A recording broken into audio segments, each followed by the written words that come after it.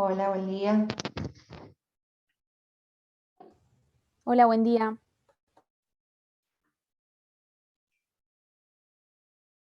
¿Cómo andan? Bien, vamos a esperar unos minutitos más a ver si se conecta alguno más y arrancamos.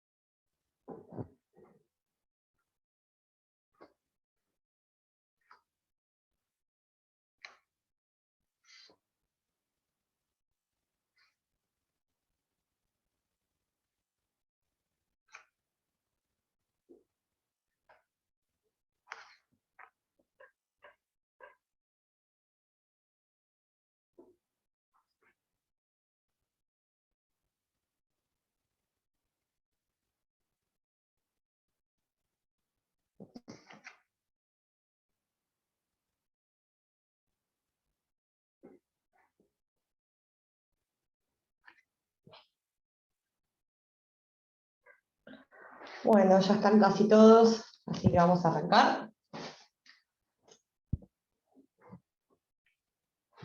Bien. Hoy vamos a ver desalojo, vamos a ver interdictos, ¿sí? Y si llegamos, vamos a avanzar un poquito más en la bolilla, si no la continuaremos el jueves próximo. En esta oportunidad no llegué a hacerles el presi, así que no lo van a tener de fondo. Si lo termino en la semana se lo subo, así lo tienen de guía. Y bueno, lo que sí les voy a pedir para la clase de hoy, si tienen a mano el Código Procesal de la Provincia de Buenos Aires y el Código Civil y Comercial, que para cuando veamos interdictos van a ver que hay varios artículos que mejor que lo tengan a mano, ¿sí? Así lo van siguiendo. Bien, bueno, vamos a arrancar entonces con desalojo. ¿Alguna duda les quedó de la bolilla anterior? No recibí ninguna consulta por mail, así que o entiendo que les quedó claro, o bueno, igualmente tienen tiempo para mandarme cualquier duda o pregunta, o si quieren preguntarme ahora. ¿No? ¿Seguimos? Bueno, bien, desalojo. Desalojo lo van a encontrar del artículo 676, ¿sí? Del Código Procesal, al 678 bis, ¿sí? ¿De qué se trata el proceso de desalojo? Ahora esta bolilla que vamos a ver son todos procesos que tienen un trámite especial, ¿sí? Y que tienen requisitos especiales. Si bien tramitan por vía sumaria o sumarísima, que vamos a ver más adelante, no estoy hablando específicamente del desalojo ahora, sino de lo que vamos a ver en la bolilla. ¿Sí? Si bien son trámites que se le da de manera sumaria u ordinaria, ¿sí? Tienen requisitos específicos, especiales, y tienen objetos especiales, ¿sí? Bien, bueno, ahora sí, volviendo a desalojo tramita por la vía sumaria, ¿sí? Y a lo que tiende este proceso de desalojo, el objeto del proceso de desalojo va a ser la restitución de un bien, ¿sí?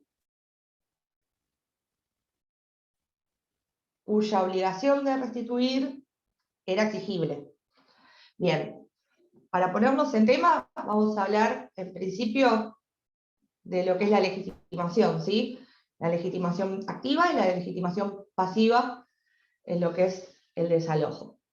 Bien, como legitimación activa tiene que tener en cuenta de que lo que hablamos es de una persona que tiene la tenencia, ¿sí?, del bien. No hablamos ni de propiedad ni de posesión, ¿sí?, sino que de tenencia. ¿Alguno ya cursó reales? ¿O está cursando reales? Sí, veo que asienten. Bien, entonces las diferencias más o menos las tienen claras. ¿Alguno quiere explicarle a sus compañeros que no hayan cursado reales cuál era la diferencia básica entre posesión y tenencia? Como para refrescarlo para ahora. ¿Alguno que se anime a tomar la palabra?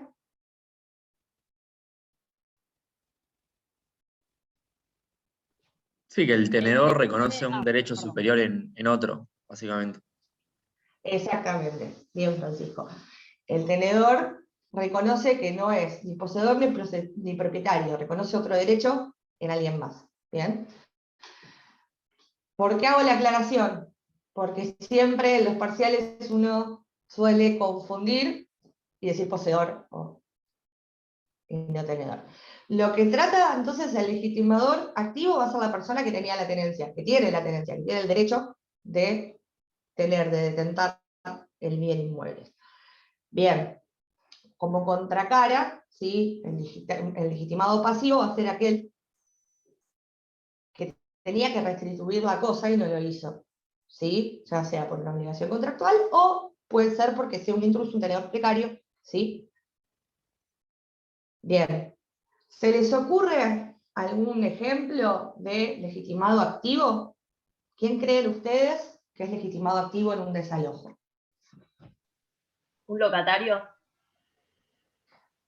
Un locatario puede ser en el Locador. caso de que, bien, el locador sí. El locatario puede ser en el caso de que haya subalquilado la propiedad, ¿sí?, respecto del sublocatario. Bien, ¿algún otro ejemplo?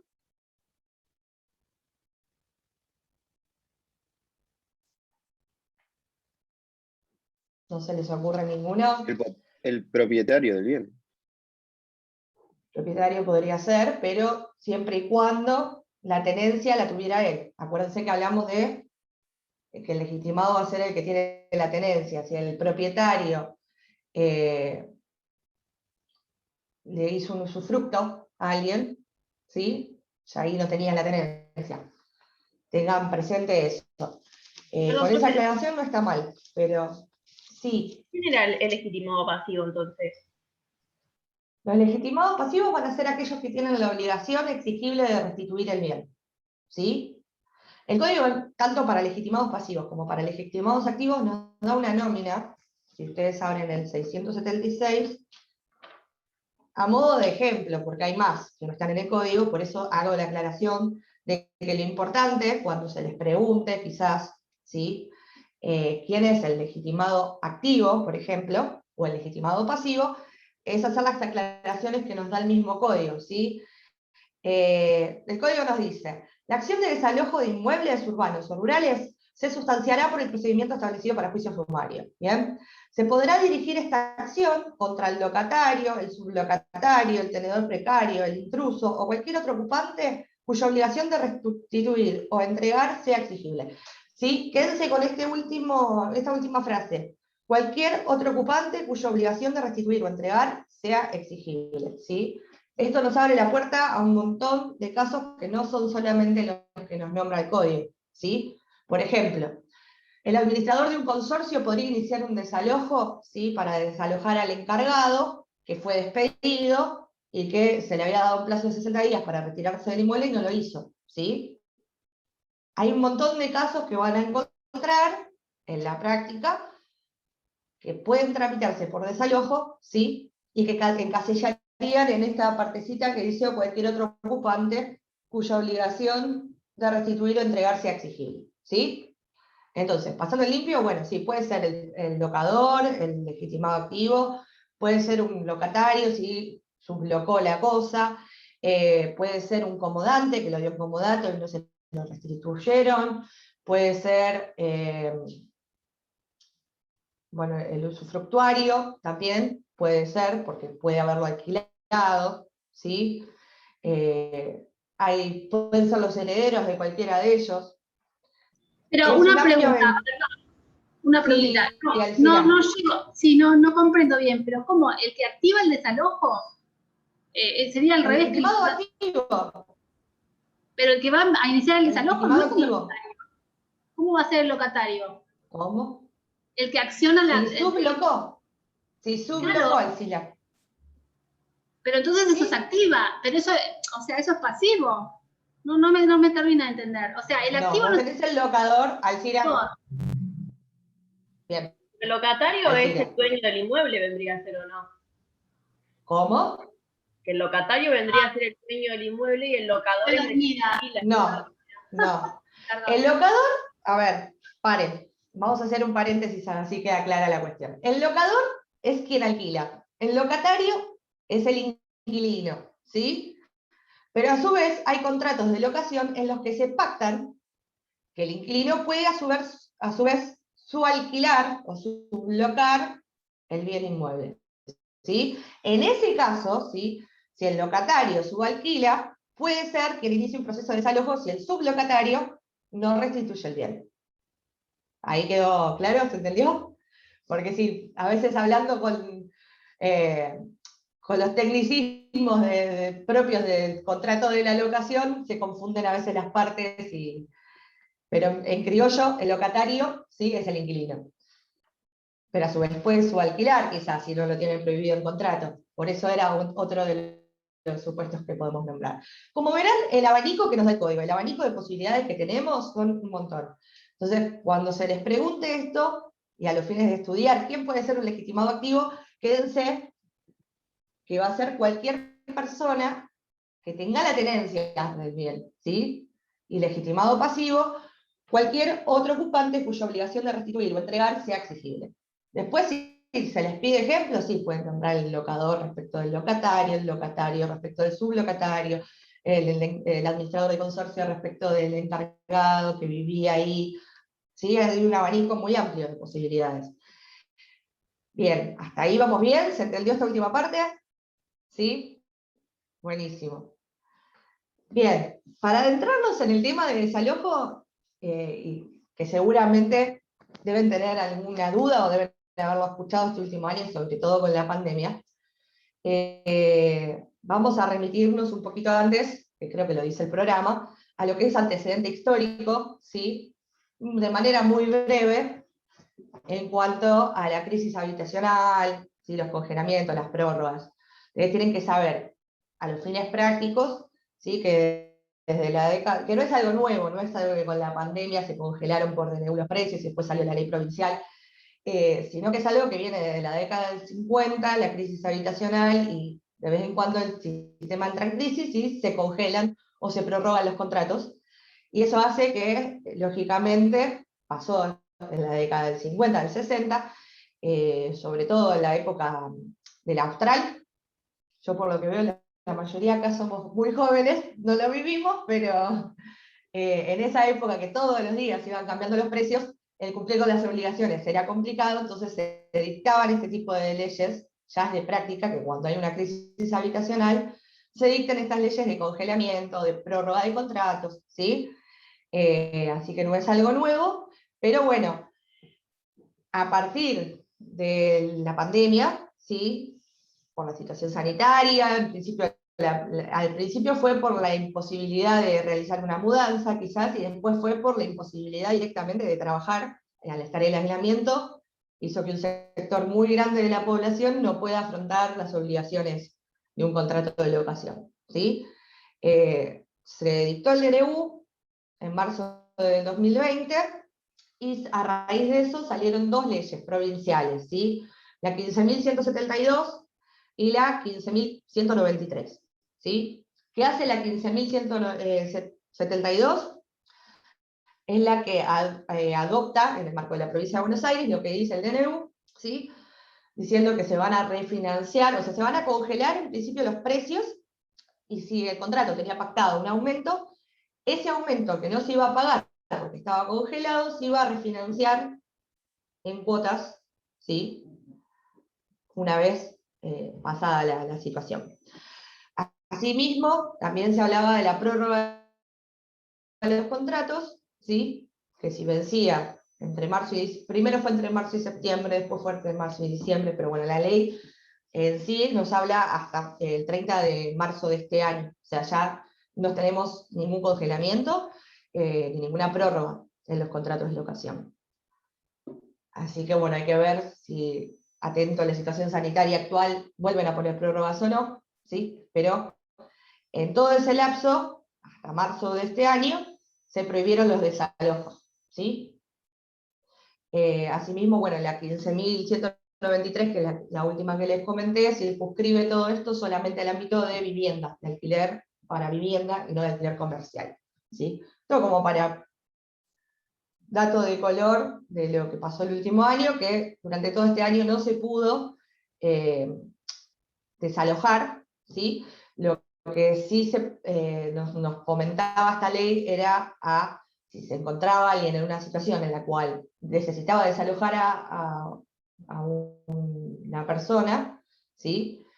Cual fuera su título, ¿sí?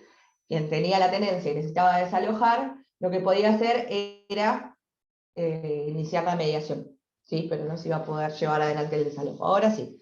Pero bueno, hay que ver qué pasa si se mantiene así o si se vuelve a algún tipo de restricción, de prórroga o de congelamiento de precios. Bien, cerrando este paréntesis, seguimos. Entonces ya hablamos de legitimación pasiva, de legitimación activa, ¿sí? Y vamos a hablar de la competencia. ¿Cuál creen ustedes que va a ser el juez competente en materia de desalojo? El del lugar donde se encuentra el inmueble. Podría ser, pero no es exacto. Recuerden que el desalojo se trata de una acción personal, no es una acción real, si no se discute un derecho real.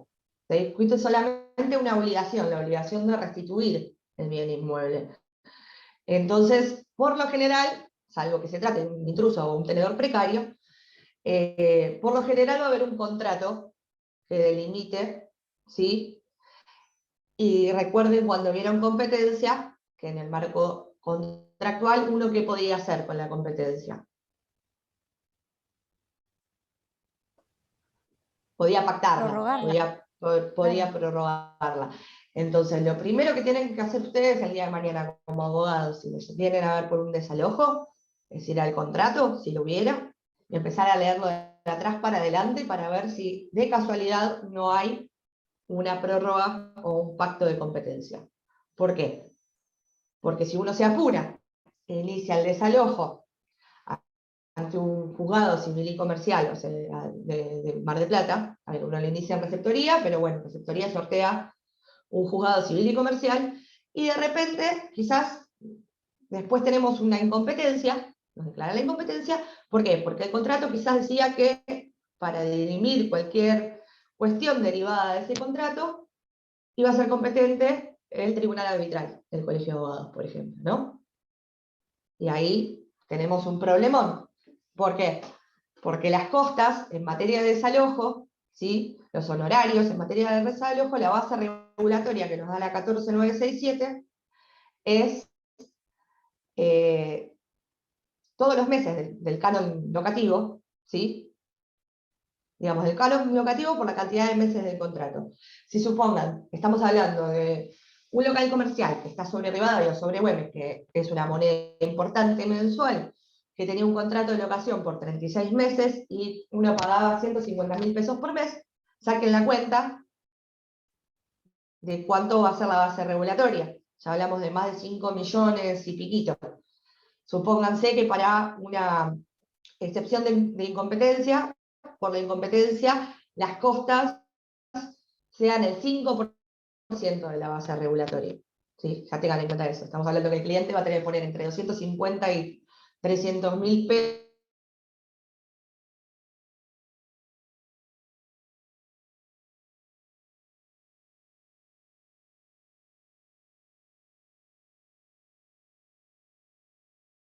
¿Sí? Para que lo tengan en cuenta que las consecuencias son gravosas.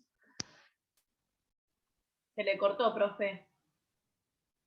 ¿Escucharon dónde se quedaron? Más o menos. ¿Se entendió el tema de las costas? ¿Se escucha ahora? No, no se entendió. No se entendió. Vamos a repetir de vuelta entonces. Bien.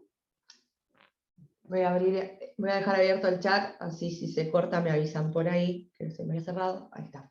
Bien. Les comentaba que para el caso de que uno no preste atención, ¿sí?, que resultara por contrato competente el tribunal arbitral del Colegio de Abogados de Mar del Plata y no un juzgado civil y comercial, cuando el juez se declare incompetente, ¿sí?, porque existía una prórroga, ¿qué va a pasar? Vamos a cargar con las costas. Y las costas se calculan, es decir, la base regulatoria en materia de desalojo, por la 14967, es la cantidad de meses del contrato por la cantidad de dinero de la suma locativa. Es decir, si un local salía 150.000 pesos, ¿sí?, por mes, se lo tiene que multiplicar por 3 años de alquiler, y ahí nos va a dar la base regulatoria. En este caso, si fueran, vamos a hacerlo más redondo, vamos a hacer que son 100.000 pesos por mes, ¿sí? 100.000 pesos por mes, por 36, son 3.600.000 pesos de base regulatoria. Supongan que por la incompetencia le regulan ya el 5% al abogado, uno tiene que cargar con un montón de dinero, ¿sí? 180.000 más 360.000, sí, 180.000 más aportes serían el ejemplo, ¿sí? Si alguno tiene la calculadora, haga la cuenta, pero es un montón de plata que pierde el cliente por algo tan sencillo como no haber leído qué decía el contrato. A eso es lo que iba. Anecdóticamente, tengan presente que es una falta muy gravosa y que en este caso más podría llegar a ser una mala praxis profesional. Bien. Siguiendo con esto, para cerrar el tema, Fiorella, no estaba mal lo que decíamos del inmueble, pero al ser una acción personal y no real, no es la regla. La regla acá va a ser lo que convinieron las partes por contrato, ¿sí?, o el domicilio del demandado, ¿sí? El domicilio del demandado en un desalojo, por lo general, va a ser el lugar del bien inmueble. Por eso te decía que no estabas del todo errada, pero no por los motivos, digamos, teniendo en cuenta siempre que es una acción personal, no real. Entonces puede haber una prórroga. Bien, en cuanto a la demanda, los requisitos van a ser los del 330 y los de cualquier otra demanda, con la salvedad que les voy a hacer de que deberían hacer sí o sí, a ver, es decir, les voy a poner con un ejemplo para que se entienda. Fiorella demanda por desalojo a Gabriela, ¿sí? No tiene que demandar a Gabriela sola. Por más que sepa que está Gabriela en la casa, al ser una acción personal, ¿sí?, tiene que ir contra Gabriela y contra cualquier otro ocupante del mismo, ¿sí?, para tener en cuenta. Eso lo tienen que hacer hincapié en la demanda, y después en cuanto a la notificación también, cuando va el oficial notificador en materia de desalojo, si siguen la acordada, van a ver que debe identificar a todos los que se encuentran en el inmueble y en carácter de qué, ¿sí? ¿Por qué en carácter de qué? Porque acá lo que se está discutiendo es la tenencia del inmueble. Pero, si viene una persona que no estaba identificada en ese momento, ¿sí?, y no se lo notifica, porque la cédula no iba dirigida contra cualquier otro ocupante también, ¿qué puede pasar el día de mañana? Esa sentencia no es oponible a ese tercero que también estaba ocupando el inmueble pero no fue notificado. Es una frasecita que hace toda la diferencia en materia de desalojo, acuérdense siempre. Va contra el legitimado pasivo y contra cualquier otro ocupante. Perdón, Bien. Profe. siempre tiene que haber un contrato donde diga y hacer la acción sobre esa persona que firmó el contrato. No. No, porque también podés desalojar a un tenedor precario que no tenía contrato o a un intruso que claramente tampoco, ¿sí? Por eso es esencial que se identifiquen a las personas. Si uno no sabe puntualmente a quién es, cuando no está el contrato? por eso, el oficial notificador tiene una tarea distinta a la de notificar la demanda común de cualquier otro proceso. tiene que identificar a las personas que están ocupando el inmueble. ¿Sí? O sea, Y yo como medida, acá sí, no se puede dar el caso de que yo pueda pedir como diligencia preliminar, creo que me estoy acordando algún exactamente. inciso que exprese a qué título tiene la cosa. Exactamente. Puedes pedir como diligencia preliminar un mandamiento de constatación, ¿sí? Para que Por vayan a eso. ver Y quiénes están ocupando entonces, y en carácter de qué. ¿y el oficial para qué va a hacer esa tarea? Si yo No, yo te puedo estaba hablando de la notificación de la demanda, ¿sí? Si vos no sabés quién es el que está ocupando el inmueble, lógicamente vas a pedir, está muy bien planteado lo que decís, lógicamente vas a hacer antes una diligencia preliminar, ¿sí? bien, bien. Para saber a quién vas a demandar. Yo lo que digo de contra cualquier otro ocupante es que quizás está una familia ocupándola y para que no la desalojen y no devolver el inmueble, se van ellos y viene otra. ¿Sí? Bien. Va cambiando, pero es una frase genérica, pero si vos ya constás, o sea, lo primero que uno tiene que hacer es el mandamiento de constatación, pedir la diligencia preliminar e identificar a las personas, ¿sí? Pero si vos identificás, ya cumpliste con ese recaudo, si después cambian las personas que estaban adentro del inmueble y vos tuviste el recaudo de poner contra cualquier otro ocupante, se notificó de manera genérica, no hay problema, ¿sí? Cuando puedan, lean al respecto, que está en la acordada 3397 de 2008, la que hablaba de notificaciones, ¿sí? Fíjense que hay un par de artículos en esa acordada que nos dice cómo tiene que proceder en caso de que la materia del proceso sea de desalojo. Bien. ¿Interviene el fiador? Esta es una pregunta que se hace frecuentemente. Si interviene el fiador, ¿ustedes qué les parece? Si el desalojo va en el marco de un contrato, ¿no? De una obligación de restituir que figuraba en un contrato. ¿Es legitimado pasivo el fiador?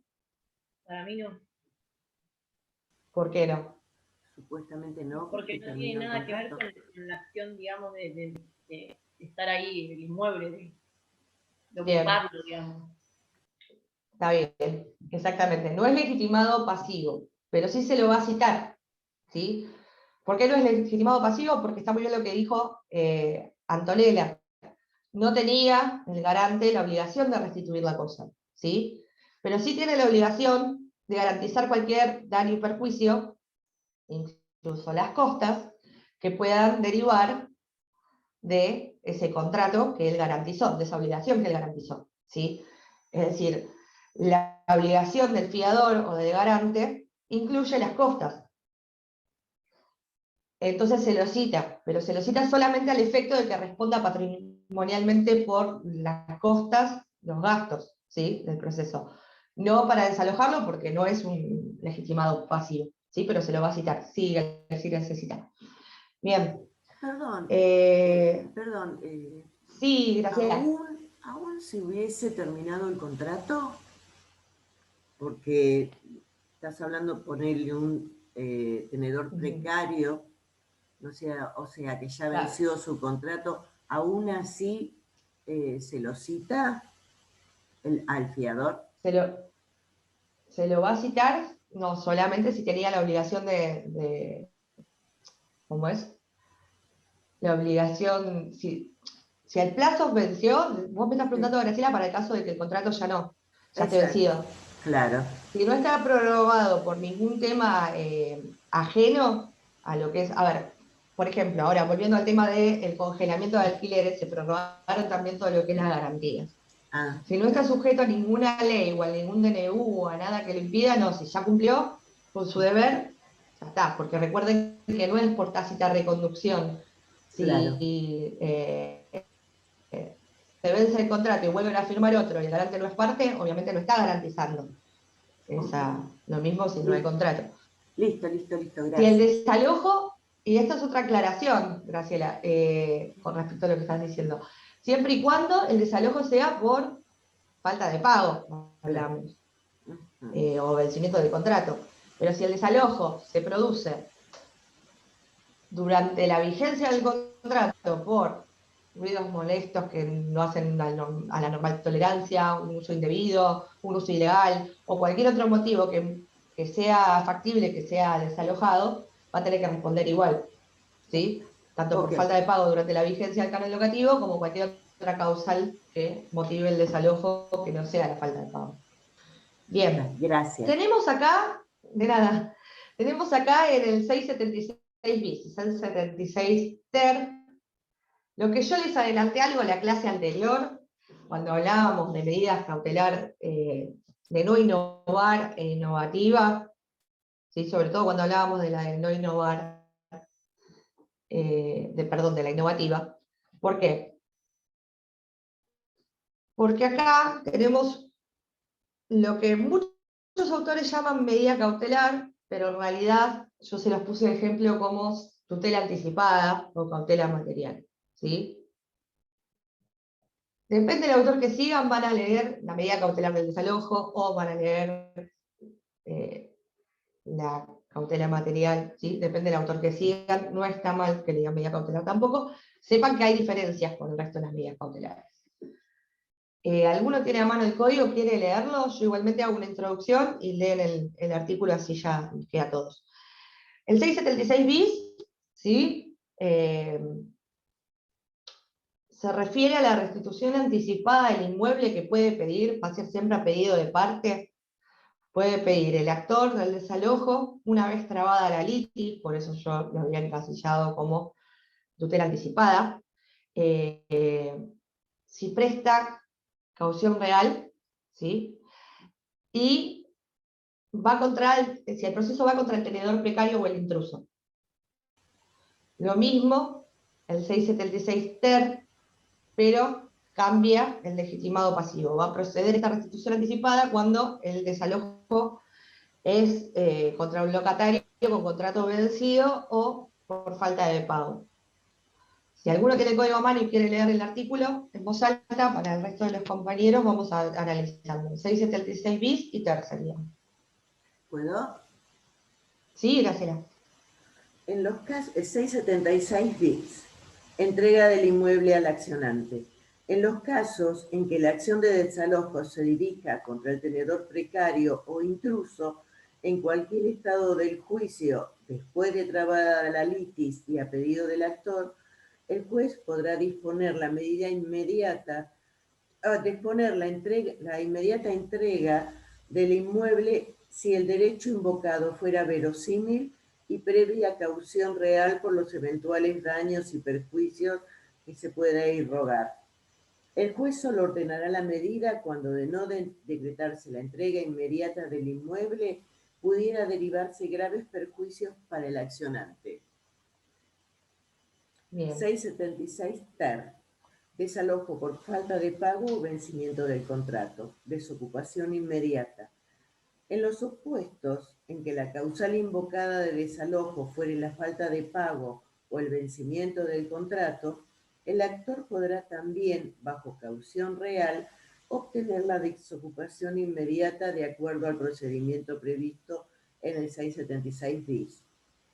Para el supuesto que se probare que el actor obtuvo esa medida ocultando hechos o documentos que configuraren la relación locativa o el pago de alquileres, se le impondrá una multa de hasta, acá yo tengo 20.000 pesos, pero bueno, es viejito, en favor de la contraparte, en favor de la contraparte, más los daños y perjuicios que ocasione, que quedan garantizados tanto como la multa con la caución real. Bien. Bien. Dije que quedó desactualizado, pero no lo decía por tu código, Graciela, sino porque desde 2011 la dejaron en pesos y después cuando se modificó y se pasó a todo a IUS, esto no lo modificaron.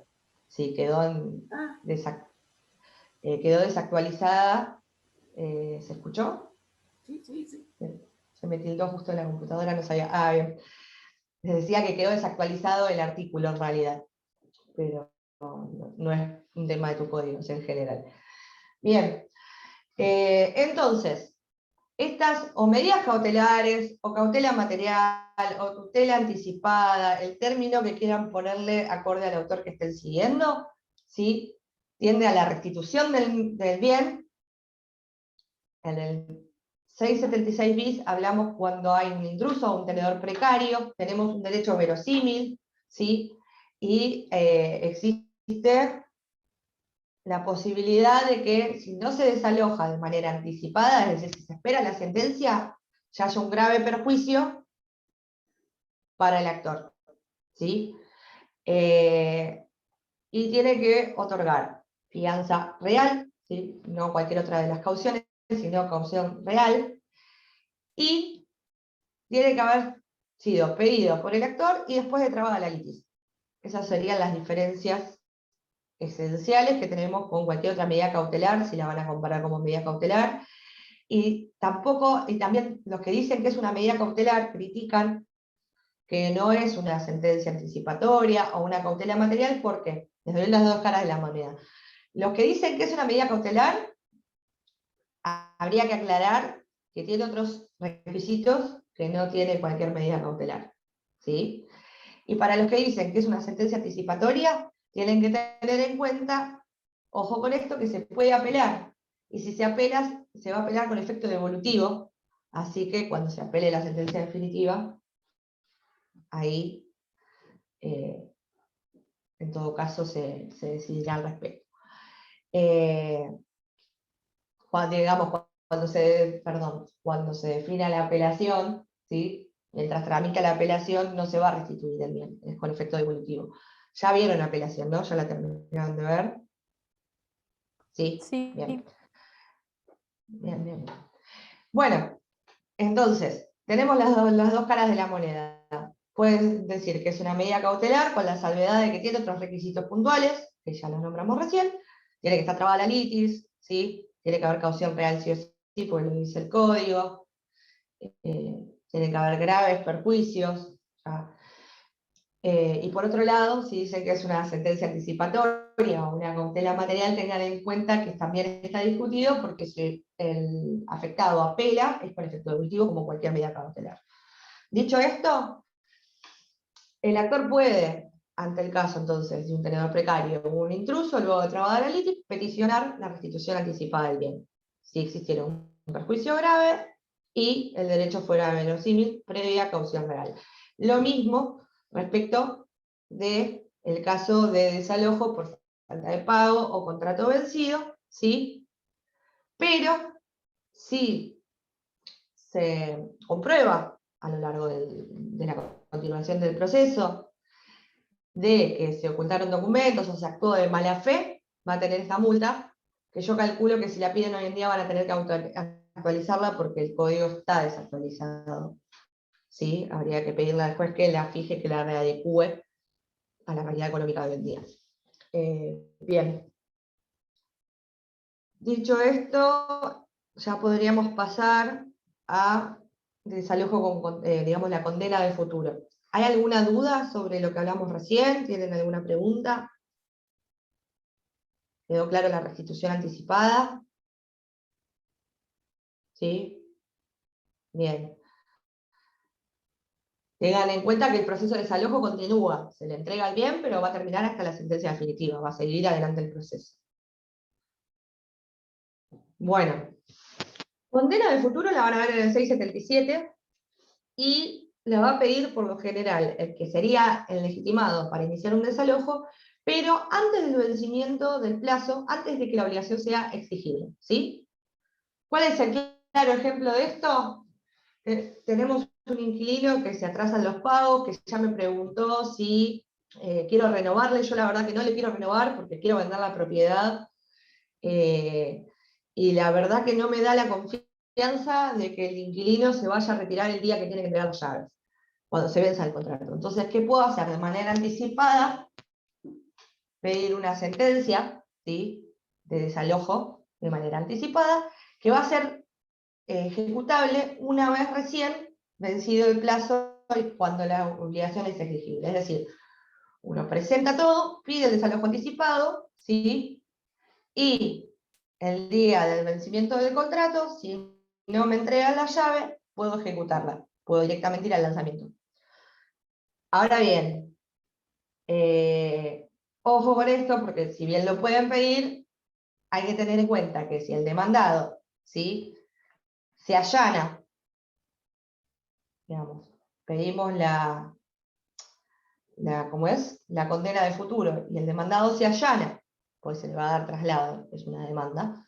El demandado se allana y el día que tiene que cumplir, cumple con la obligación de manera voluntaria, es decir, no hace falta que se lo desaloje por la fuerza. El que pidió la condena de futuro va a tener que cargar con las costas, que ahí ya no va a ser las costas que les decía yo del incidente, en el caso de que, perdón, las costas de la excepción. Van a ser todos los honorarios completos, de las dos partes. Y ya los honorarios van a una escala hasta el 25%, van a ver que es mucho más oneroso. Entonces, algo que realmente el actor sepa que no se va a ir, tiene que sopesarlo muy bien por las consecuencias económicas. Si se allana y cumple, son un montón, ¿sí? Pero bueno, sobre todo se van a ver estos casos cuando quizás el propietario del inmueble quiere vender, quiere disponerlo y no quiere alquilarlo más, y la persona que la está alquilando no tiene mucha voluntad de irse, ¿sí? ¿Vamos bien con condena de futuro? ¿Alguna duda sobre esto? ¿Ya lo habían escuchado en algún otro momento? No.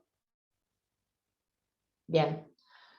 Bueno, volviendo al principio del desalojo, hay algo que me olvidé de comentarles, que también es importante en la práctica, que tramita por sumario. Entonces, como ya saben, ¿qué van a hacer? Van a acompañar la documental y ofrecer toda la prueba restante. Si se trata de un contrato, el cual no certificaron firmas, ¿qué otra cosa van a tener que ofrecer? Además de la documental, además del contrato. Testigos. La pericial.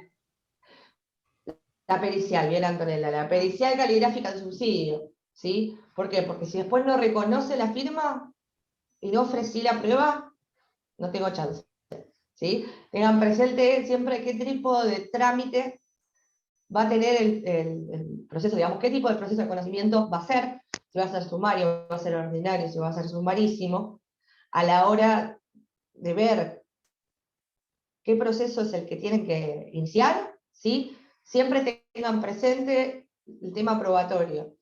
Es mejor que abunde y que pidan pruebas en subsidio, que después no hagan falta que las produzcan, pero que las pongan, porque donde se las olvidan, ya estamos. Bien. Por último, les iba a comentar que, no sé si todos lo tendrán, si no lo pueden buscar en internet, porque es relativamente nuevo, el 678 bis, que se puso en los últimos años, es un artículo que se introduce, ¿sí?, para cuando el desalojo se da en el marco de un asentamiento precario, una villa, ¿sí? Esto fue introducido por la 14.875 y la 14.449, ¿sí?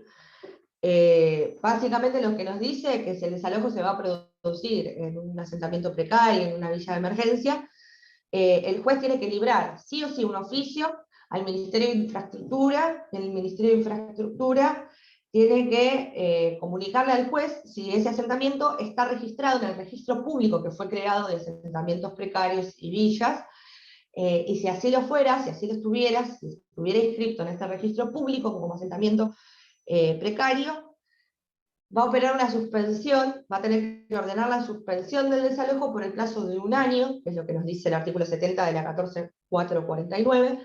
El plazo va a ser de 1 año, prorrogable por 180 días, mediante resolución fundada, si así lo ameritase, ¿sí? Vencido una vez ese plazo, se puede proceder a la relocalización efectiva, si no, digamos, ese plazo lo tiene para que el Ministerio intente relocalizar esas familias afectadas, ¿sí? De ninguna manera se va a proceder al desalojo si no se relocaliza adecuadamente a las familias, salvo, ¿sí?, y acá está la salvedad que nos hace el artículo, ya les digo que artículo 70 bis de esa ley, que nos dice que sí, se va a proceder al desalojo inmediato cuando existan condiciones de inhabitabilidad, peligro de derrumbe, por ejemplo, ¿sí? En ese caso se los va a relocalizar de manera urgente y se va a proceder al desalojo. Bien, no todos los códigos lo tienen, solamente los más actualizados, así que les hacía la salvedad por si lo quieren buscar, 678 bis, y las leyes que va citando el artículo son las que nos dan los plazos, ¿sí? Bien, ¿alguna consulta, duda, algo sobre desalojo? ¿Vamos bien? Profe, yo tengo una duda. Sí, Guillermo. El proceso de desalojo, o sea, la demanda, ¿se podría interponer conjuntamente con la denuncia por usurpación en el caso de que sea un tenedor que no esté por contrato? Tipo, o sea, Sí, que sea un intruso. Sí, Guillermo, sí. No, a ver, estamos hablando del desalojo, va por sede civil, ¿sí? Es una materia civil y comercial. En sede penal podés hacer la denuncia correspondiente, lógicamente, porque si incurren en un delito de los que están tipificados en el Código Penal, por ejemplo, la usurpación, sí procede también una denuncia penal. No obsta, digamos, el desalojo, no obsta que puedas realizar la denuncia penal. Profe, ¿cuánto tarda un proceso de desalojo más o menos? ¿Cuántos años? Mirá, Fiorella, depende de un montón de cosas. Depende de un montón de cosas. Vos vas a ver que la mayoría de los procesos que vamos a ver, incluso estos que estamos viendo ahora en esta bolilla, van a ver que son todos más o menos acelerados, deberían ser rápidos. En la práctica puede tardarte 2 años, puede tardarte 5. Mirá, interdictos, que es lo que vamos a ver ahora, tramita por vía sumarísima. Noelí, no hay problema. Cualquier duda, mándame un mail después. Bien, Dale. perdón, Fiorella. Profe. Te comentaba, por ejemplo, interdictos tramita por la vía sumarísima, ¿sí? Y se supone que es el procedimiento más abreviado que tenemos y que debería ir rápido. Y hay interdictos que tienen 20 años si buscas en la mesa de entradas virtual y que no se pueden finalizar por A, por B, por C. Así que los tiempos son muy relativos, ¿sí? Si todo marcha sobre ruedas, capaz que en 1 año y medio, 2 años tenés un desalojo. Capaz que no, capaz que la situación socioeconómica de la persona que está habitando se trata de un asentamiento precario y se ve dilatado por esta ley, o no los pueden notificar adecuadamente, entonces no se traba la litis y no puedes pedir la restitución anticipada. Puedes tener un montón de situaciones que, dependiendo qué es lo que suceda en el desarrollo del proceso, el plazo que va a tener.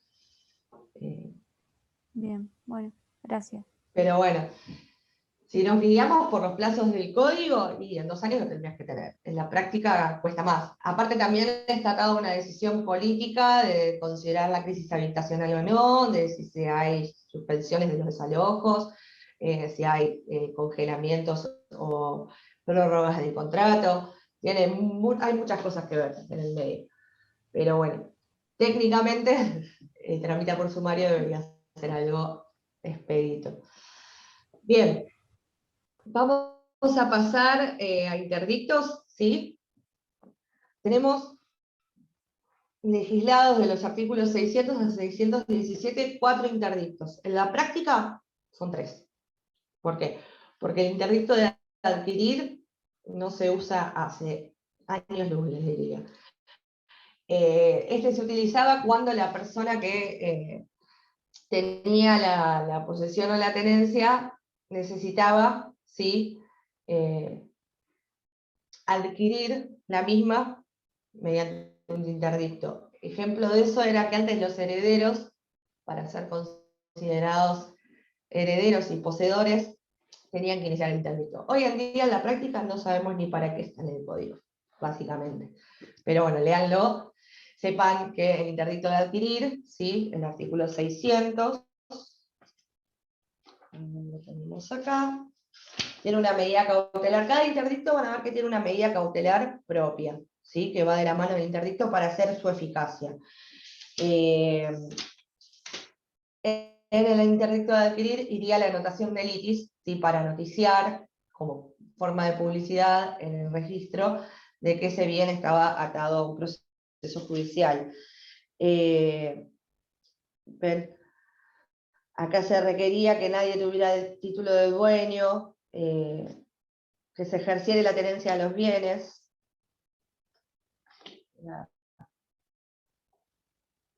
La verdad es que hoy en día, y hace años, que es algo que dice siempre el titular de cátedra, que deberían ya sacarlo de código porque el titular tiene 50 años de ejercicio de la profesión y nunca vio un interdicto de adquirir.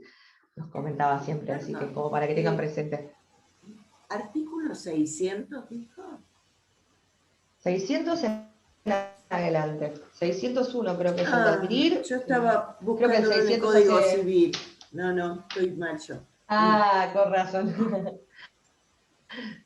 No, si el 600 nos habla de cuáles son las clases de interdictos, que son 4 como les comentaba, en la práctica, olvídense del de adquirir, ¿sí? Sepan sí que el de adquirir llevaba de la mano la medida cautelar de anotación del IPIS, pero bueno, no es importante, no vamos a perder tiempo con porque en la práctica no se utiliza. Sí vamos a ver interdicto de retener, interdicto de recobrar e interdicto de obra nueva. A modo introductorio, sí, tienen que saber que acá ya no hablábamos de tenencia solamente, como hablábamos con el desalojo, sino que acá es tenencia o posesión, ¿sí? Que tenía el actor. Les hago otra advertencia más, tramita por sumarísimo, como yo les decía. Entonces el abogado tiene que estar muy atento a los plazos. ¿Por qué? Porque suelen demorarse tanto en los años este tipo de interdictos, como les comentaba recién, hay interdictos que tienen 20 años de actividad, 10 años de actividad, 15. Entonces, ¿qué es lo que pasa? Quizás el abogado, como tarda tanto, se olvida de que es un proceso sumarísimo, ¿sí? Y después el día de mañana, cuando va a apelar la sentencia, la apela dentro del plazo de 5 y no de 2 días. ¿Sí? Tengan presente siempre ver qué tipo de trámite tiene el proceso, siempre. Bien, otra advertencia más, plazo de caducidad, si todos los interdictos que vamos a ver tienen un plazo de caducidad de 1 año, no hablamos de prescripción, hablamos de plazo de caducidad, por lo que el juez de oficio puede declarar esa caducidad de 1 año.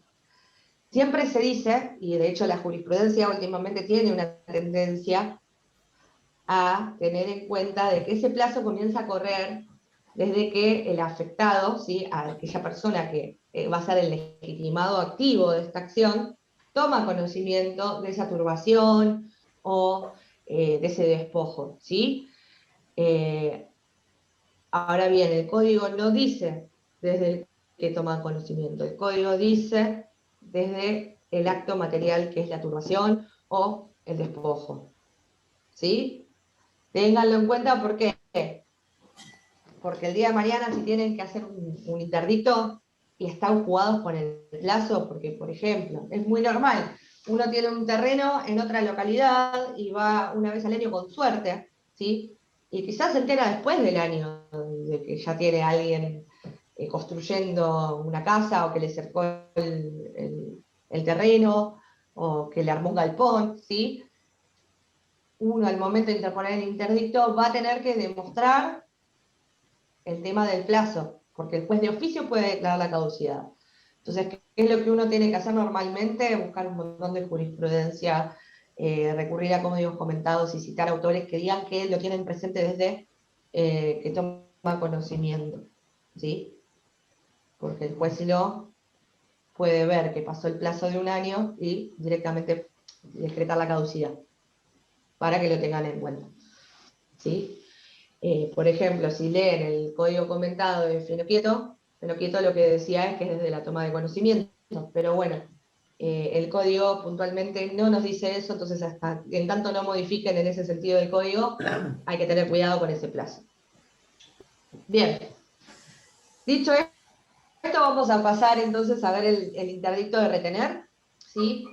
Es un interdicto que está planteado, es un proceso que está planteado con el objeto de retener, ¿sí? La posesión o la tenencia de un bien, mueble o inmueble. ¿Sí? ¿Ante qué? Ante una turbación, ante un acto material que me impide a mí ejercer correctamente con de esa tenencia o esa posesión, ¿sí? Ejemplo, el propietario de el lugar donde estoy alquilando me deja el auto en el pasillo y no me deja ingresar el mío, o me llena de basura y de bolsas y de cosas en el medio y me impide a mí gozar de mi derecho de tenencia, por ejemplo, ¿sí? O ¿Qué? mi vecino de al lado también realiza algún tipo de acto, dejar cosas en el medio, violentarme la cerradura o algo, pero sin que sea un despojo, ¿sí? Bien, no hablamos de despojo, hablamos de turbación, de afectación a esa posesión o tenencia, pero no de un despojo, porque si hablamos de despojo ya hablamos del otro interdicto que sigue. Bien, ¿cuál va a ser el núcleo en materia probatoria del interdicto? Acá no se va a ofrecer prueba tendiente a probar a título de que estoy ocupando el inmueble, por ejemplo, ¿sí? No es tendiente a probar el derecho, no es tendiente a probar que soy un inquilino, que soy un propietario, que soy un copropietario, ¿sí? Sino que la prueba acá va a ser en miras de probar la posesión o la tenencia del bien. Nada más. Posesión o la tenencia. Y lógicamente la turbación que está sufriendo. Esta medida, este interdicto va de la mano con una medida cautelar, como dije al principio, cada interdicto tiene su medida propia, y este va con la prohibición de innovar, ¿sí? Lo que se le va a pedir al juez es que, a título de medida cautelar, ordene el cese del hostigamiento, de la turbación, de aquellos actos materiales que están turbando mi posesión o mi tenencia, ¿sí? De no innovar. ¿Por qué de no innovar? Porque en este momento yo tengo la tenencia, yo tengo la posesión, ¿sí? Entonces lo que quiero es que se mantenga de esa manera, sin turbaciones. Tenemos después el interdicto de recobrar, ¿sí? Que ya es cuando esos actos materiales directamente me despojaron de mi tenencia o de mi posesión. Y acá, ojo, porque hay un requisito, ese despojo tiene que haber ocurrido con violencia o clandestinidad. Violencia ya todos sabemos qué significa, clandestinidad vendría a ser de noche, sin que sea visto, de manera secreta, ¿sí?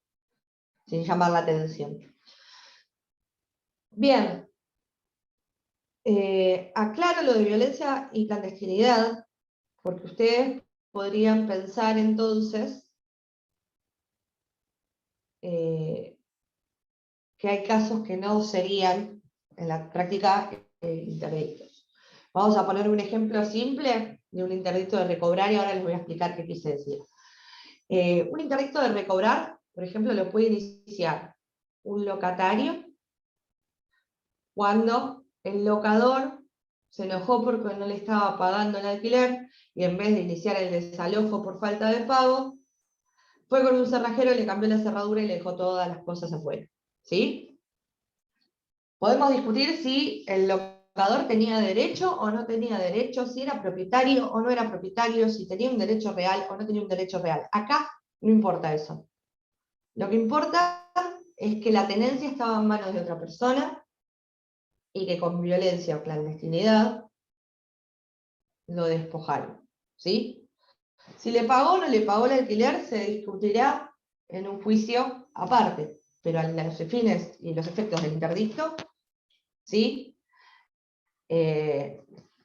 No tiene relevancia. Lo que tiene relevancia en materia probatoria es probar que el legitimado activo del interdicto estaba con la tenencia o la posesión. Bien. ¿Por qué? ¿Cuál es el motivo general de que se introducen estos interdictos y que se legislan este tipo de procesos? Es tratar de evitar el uso de la fuerza, de la mano propia, de la fuerza por mano propia, ¿sí? Es decir, tratar de evitar el conflicto social, tratar de evitar el conflicto vecinal, ¿sí? Ustedes cuando prenden la tele o miran el diario, todos los días hay noticias de que le ladraba el perro del vecino y como el ruido era muy alto, lo valió. O que no le pagó el alquiler durante 2 años y como no le estaba pagando el alquiler, también terminaron a las piñas, acuchillados. Para evitar esas vías que no son legales, hacer justicia entre comillas por mano propia, y para poder comportarnos en sociedad existen estos institutos. Una pregunta Sí. te puedo hacer. Sí, Alcira. Digamos, ¿es independiente de la acción de reivindicación? ¿O Sí. van juntos? No sé. No, es independiente. A ver, porque si te rechazan el interdicto, ¿sí? Y vos eras propietaria, ya no estamos hablando de que eras tenedora, eras propietaria, te rechazan el interdicto y te queda la vía, ¿sí? de la reivindicatoria. ¿Por qué? Porque acá no estamos discutiendo, ¿sí? El derecho, de fondo. Estamos discutiendo la circunstancia de la tenencia o de la posesión. Nada más. Bien, tengan en cuenta, ¿sí? También lo que les decía yo de violencia o clandestinidad, por eso les puse el ejemplo de que cuando se iba a trabajar el inquilino, el propietario iba y le cambiaba la cerradura y le sacaba toda la calle. Porque lo hizo cuando sabía que no estaba presente y lo hizo de manera clandestina, violentando una cerradura, por ejemplo. ¿Sí? Ese es un ejemplo muy, muy común. Ahora bien, no se puede pedir, por ejemplo, si existe un abuso de confianza. Es decir, si el propietario, yo que soy propietaria, te digo a vos, Graciela, ¿no? Ay, tenés despintado ahí, hagamos algo, estás cansada, estuviste trabajando muchísimo, ¿por qué no te vas de vacaciones? Tómate una semanita, 10 días, déjame la llave, que yo entro y te pinto todo, te lo dejo preparado, cuando vuelvas esté impecable. Si yo hago eso, digamos, si vos te vas y cuando volvés te cambié la cerradura y tenés otra familia viviendo adentro, ¿sí? Es un abuso de confianza, porque vos me diste la llave, me permitiste el acceso. Ya no hay violencia ni clandestinidad, por lo que el interdicto no procede. ¿Sí? Bien, tenemos una particularidad que es algo raro, porque no pasa en el código, y les va a llamar la atención el 611. ¿Sí? Uno, cuando veía demanda, a principio de la materia, ¿qué decíamos? Que no se podía ampliar la misma una vez notificada, ¿sí? Se iba a poder ampliar la demanda, modificar la demanda, hasta el momento de su notificación, ¿sí? Acá el 611 nos da la posibilidad de ampliar la demanda, no solo contra los legitimados pasivos, es decir, ampliar el espectro de legitimados pasivos, sino en cuanto a la materia. ¿Cuándo? Cuando uno haya iniciado un interdicto de retener y se hayan perdurado durante el trámite de este interdicto, es decir, quizás uno interpone la demanda, se sortea juzgado, entre que sale el primer despacho, capaz le pasa un mes, ¿sí? En ese mes, esa turbación que estaba sufriendo continuó, persistió y empeoró a nivel de que directamente me despojaron de bien, ¿sí? Entonces, ¿qué es o incluso una vez ya avanzado el expediente puede suceder, porque como les comentaba, si bien es sumarísimo, puede tardar años. Si esa turbación se transforma en un despojo, uno puede hacer uso de la facultad del 611, ¿sí? Y se va a recaratular, perdón, tengo una dislexia hoy, recaratular el expediente, ¿sí? Va a ser de interdicto de retener, va a pasar a ser un interdicto de recobrar, ¿sí? Lo mismo en cuanto a las personas, ¿sí? Fíjense en el 611, vamos a leerlo. Modificación y ampliación de la demanda. Si durante el curso del interdicto de retener se produjera el despojo del demandante, la acción procederá como interdicto de recobrar sin necesidad de retrotraer el procedimiento.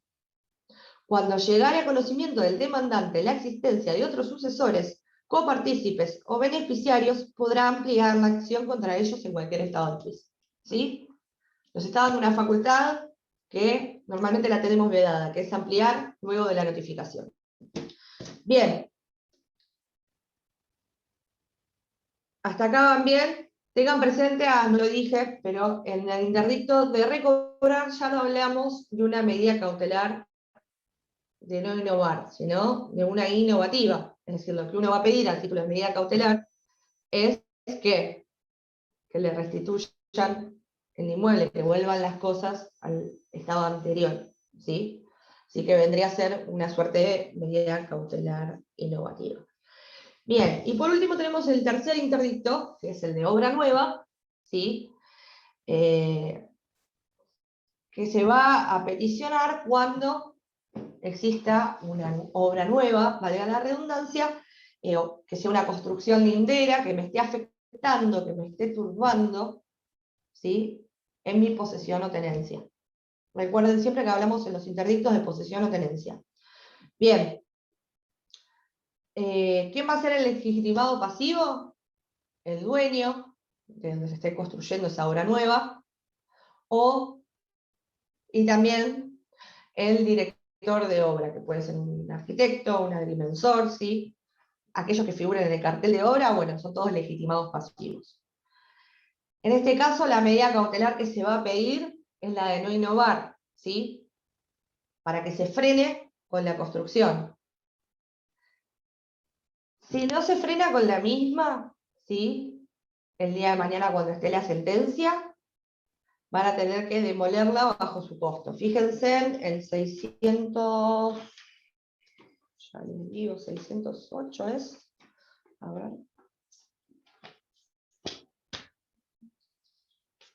No, acá, 613. Cuando se hubiere comenzado una obra que afectara un inmueble, su poseedor o tenedor podrá promover el interdicto de obra nueva. La acción se dirigirá contra el dueño de la obra y, si fuere desconocido, contra el director o encargado de ella. Tramitará por juicio sumarísimo. La sentencia que admitiere la demanda dispondrá la suspensión definitiva de la obra o, en su caso, su destrucción y restitución de las cosas al estado anterior a costa del vencido. ¿Sí? Entonces, que se frene, que se suspenda definitivamente la obra, o que se destruya la misma, volviéndose al estado anterior, a costa del vencido. ¿Cuál es un ejemplo de esto? ¿Sí? Hay un montón, pero podría ser un ejemplo de interdicto de obra nueva, cuando, por ejemplo, al lado de mi casa construyen una casa de 4 pisos que es antirreglamentaria porque el Código de Construcciones Municipal nos dice que se pueden construir 2, supónganse, ¿no? Y esa propiedad que están construyendo me está haciendo cono de sombra en todo mi jardín, que podría iniciar este tipo de interdicto de obra nueva.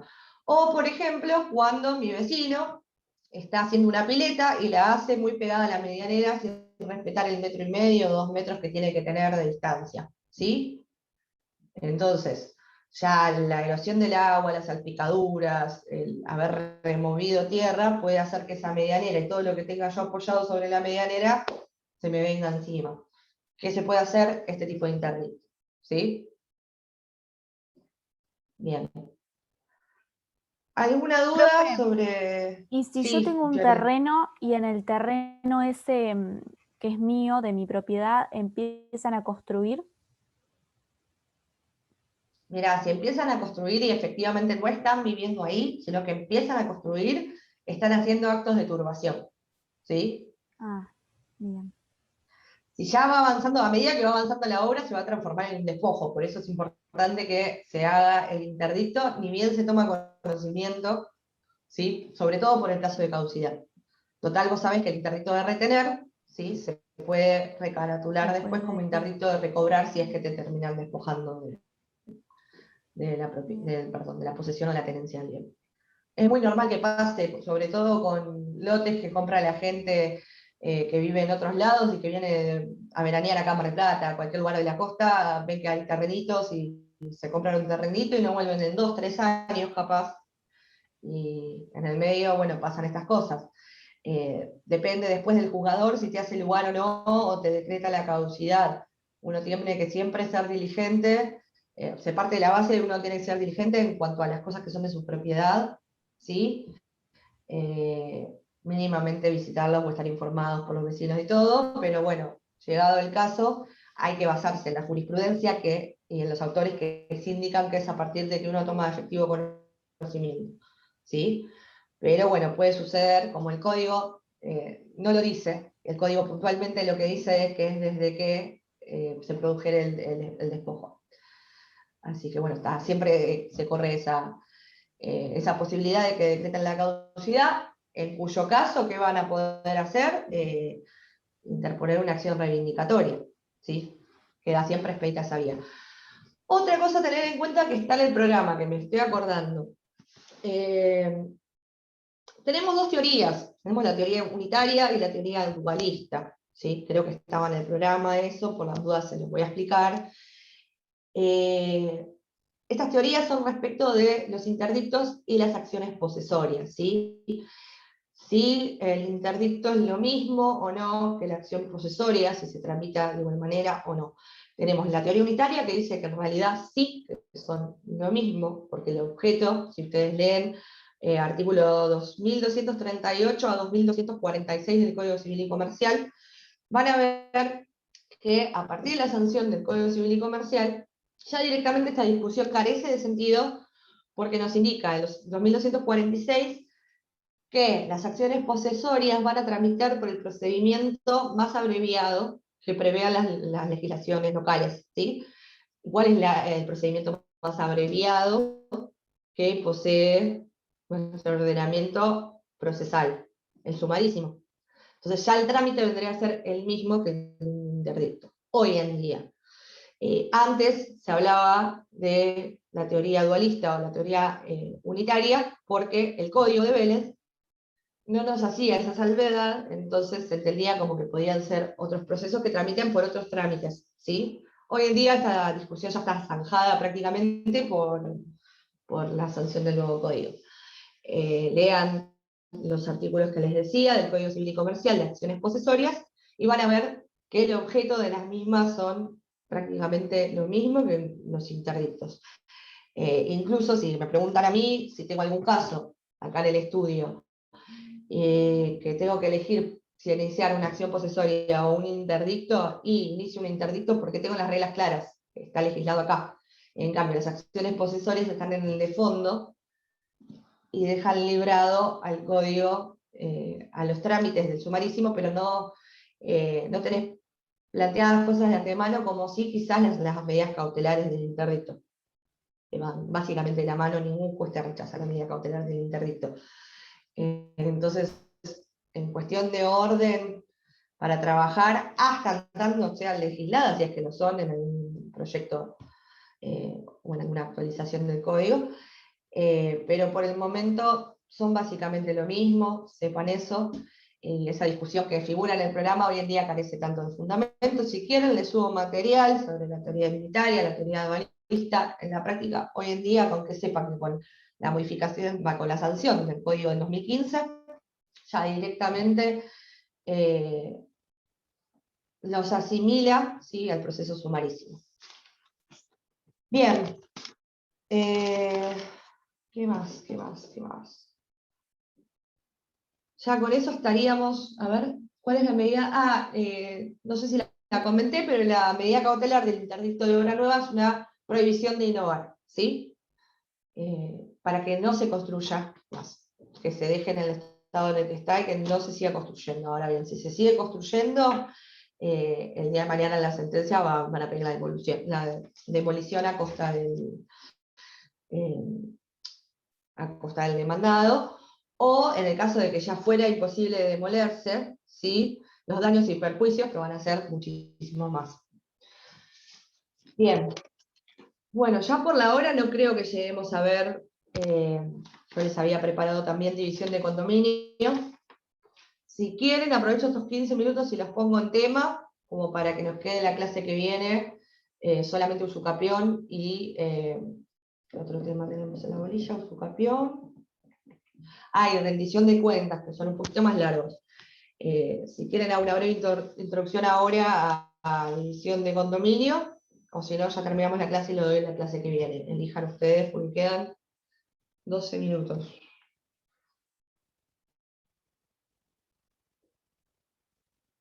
Bueno, si nadie se queja, entonces lo arranco. División de condominio, ¿sí?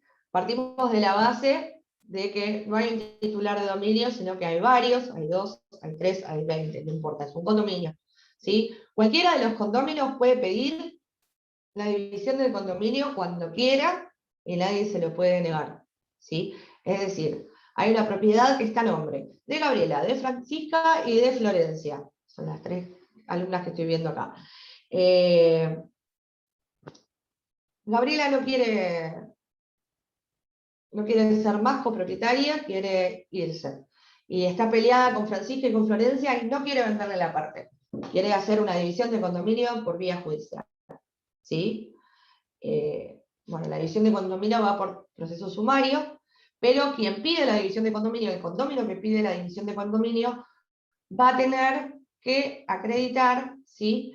Que intentó por todos los medios posibles llegar a una división extrajudicial y no lo logró. ¿De qué manera lo va a acreditar? ¿Sí? Intimando previamente por carta documento a que se citen el resto de los condóminos a no sé, una escribanía o algún lugar neutro donde puedan conversar del tema. ¿Sí? Si pese a sus esfuerzos no logra dividir de manera extrajudicial el condominio, puede pedir la división judicial, ¿sí? ¿Quiénes van a ser los demandados de la división de condominio? El resto de los condóminos. Recuerden que este es un típico caso de litisconsorcio pasivo necesario, ¿sí? No puedo ir contra un solo condominio, tengo que ir contra todos los titulares registrales. Asimismo, bueno, juez competente, acá sí se trata de una acción, división de condominios está derivada de un derecho real, ¿sí? Así que el juez competente va a ser el del lugar del inmueble, ¿sí? Que se pretenda dividir. Bien. El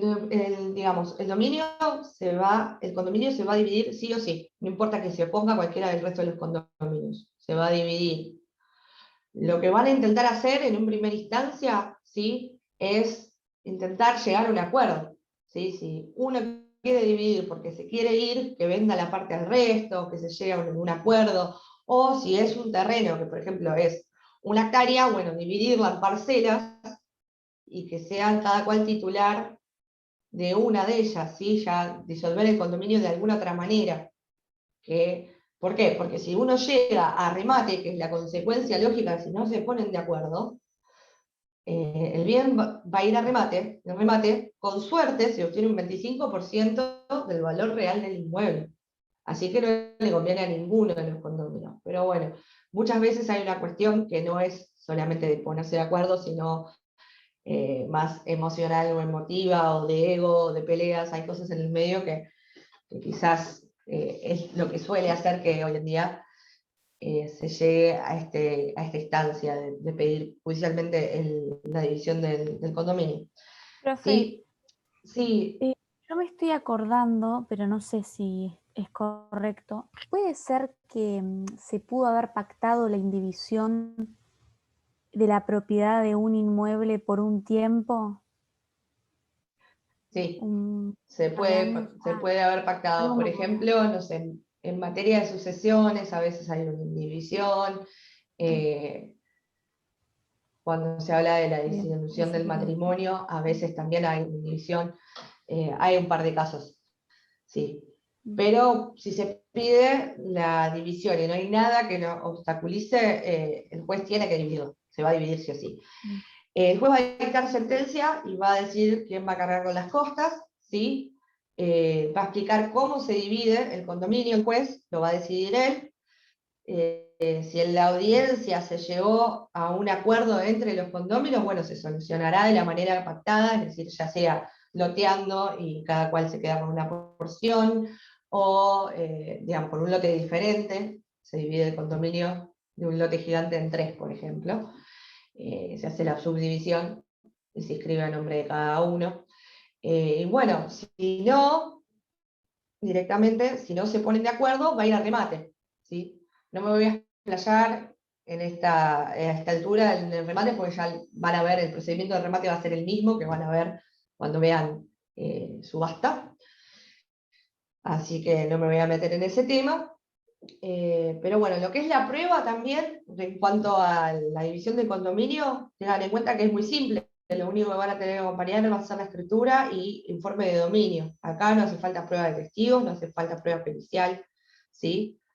Van a acompañar quizás sí la carta de documento o cualquier documentación que indique que intentaron resolverlo extrajudicialmente y no se pudo, pero lo único que tienen que acreditar acá es la condición de condominio, ¿sí?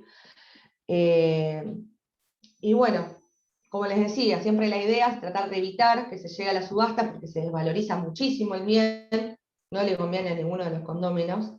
Y en todo caso, si no queda otra, lo que haría la mayoría de los condóminos es tratar, o sea, no le quiere vender su parte, bueno, pero podría el condómino presentarse y hacer una oferta a la subasta igual.